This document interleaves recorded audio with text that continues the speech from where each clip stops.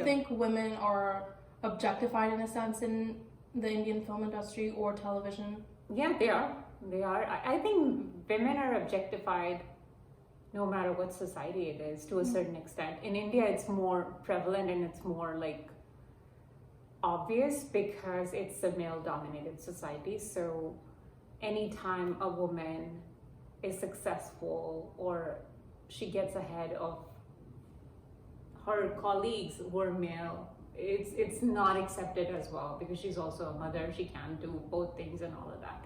So yeah, her success is looked at very differently. She's labeled as she's become a man now. Like she's lost her feminineness or whatever that is called. So yeah. And do you think that is portrayed in films specifically? The fact it is. I think movies are a reflection of the society. So yeah, for sure. So, do you think the Indian media system reflects its citizens? The population of India, in the sense that the diversity of religion, the diversity... No, I don't see, especially movie industry, the only people who you see on screen, on TV, are mainly Hindus. So you would rarely see a man with a turban. Or like India has people of all colors and all features, so we have more like Asian features too in India, but I don't see any of those actors in national movies, like Hindi movies or anything. So it's mainly, so I would say so, yes, and you're right. Would you say that, not considering the decade of right now, but 2000s and 1990s, was it mostly upper middle class? Was it never rural films? High class? It was, because I think the social issues, nobody gave much importance back then. It was more of a thing, okay, if the movie's gonna do well, it has to have that masala, quintessential masala things, which is like high class society or exotic locations where the movies were shot and the songs were shot. So yeah, I would say. You just said the word masala right now. That's a very prominent Bollywood word. How would you describe it? Masala, meaning it's just a spice, anything, not in literal sense, but like it's just, how would I put it, like more commercial, more around like superficiality of things, like you said, high class society. So it's more around like money and like parties and like fashion and all those things rather than social issues. And this is back in 90s and 2000s. Do you think, could you give me an example of a movie that was made that you never thought would make it in the Indian film industry? An issue that it brought up that you never thought would be brought up in the Indian film industry? That is a good question.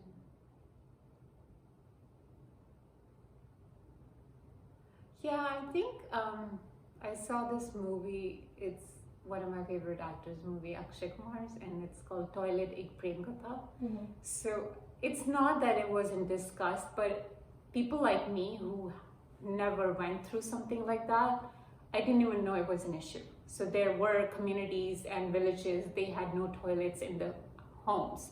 So women would go out, and this is the same culture that tells you to stay covered up and not, because it's inviting, but at the same time you're sending your women out. So it's just, so those kind of movies, and because it was so uncomfortable for a lot of people to see that it's happening and the change it can bring, and it's not comfortable for people who are rigid in their thought process to change. So that movie I did not think would do well, but it did amazingly well because people were very open to that. And by out you mean that women have to go in the fields, outside like their homes, not even like, so it wasn't safe, just keeping aside all the social issues and everything, just to go out in the middle of the night to just pee or poop is not that's not correct.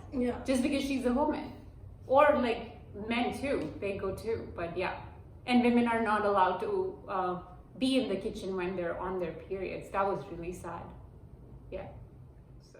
One of the big things that is talked about in India and a lot of media suffers from is censorship. A lot of movies get scenes cut because of the Central Board of Film Certification, and because it doesn't follow their guidelines. One of the movies was Lipstick Under My Burqa, which was unofficially banned at first from India because it showed 4 women of different ages going through their sexual desires and their sexualities. Another movie was Arakshan because it showcased a class issue in India. Why do you think state intervention, government intervention in films is so much in India? See, India is a society where women are not allowed to explore their sexuality or even talk about it openly. A woman can never want to have like sexual partners. Let's not even talk about multiple, not even one, when they're like until they're married. And it's so prevalent. Even in most educated societies, they cover it really well. But I think the problem is still there. And what was your question again? I'm just asking why do you think the government intervenes in films? So to that point, when anywhere or any representation of women's rights, whether it's through movies or news or anything, so that makes a lot of people uncomfortable, because I think it's also connected to controlling women. Somehow Indian men, I would say, they think by controlling women, they would, I don't know what they're protecting, who they're protecting, but they feel like they're preserving the culture, which makes no sense because Kama Sutra came from India. So I think Indians back in the day, like hundreds of years ago or 200 years ago, were way more progressive, according to me. And in a weird way, I think education is amazing. Everybody should educate and go to schools and colleges and like go after their dreams. But at the same time, they've used it in a very different way. So it's hard to say. I think it all boils down to men being uncomfortable in India and men putting a lid on any kind of expression, especially when it comes from women. So that's the reason. Do you think censorship also has to do to save face for the government in terms of, there was a documentary called India's Daughter. It was about the Delhi gang rape case. It was banned in Netflix India. A lot of Indian citizens couldn't watch it, even though the gang rape happened in Delhi, and it was about the Indian population. Do you think that was a move to save face for the government? Save what? Save face, in the sense that it was a move to say that we don't want this to showcase what India is. We don't want the public to think that we didn't do anything. That's why we're not. That's part of the problem. I think it's more psychological, because you have to understand, I do not think, according to and I'm not saying it's true or not true, but according to me, there is not even a single home or a single woman in India who has not gone through any kind of not sexual abuse, but Sexual harassment? Harassment, yeah.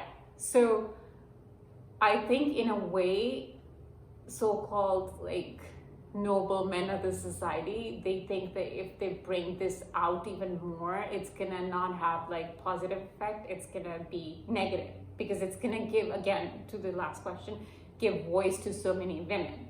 So let's just cover it up. And also, to your point, that's true too. They don't want to show the world what India is about, but it's hard to keep a lid now. And thanks to media, at the same time, it's coming out more and more. So.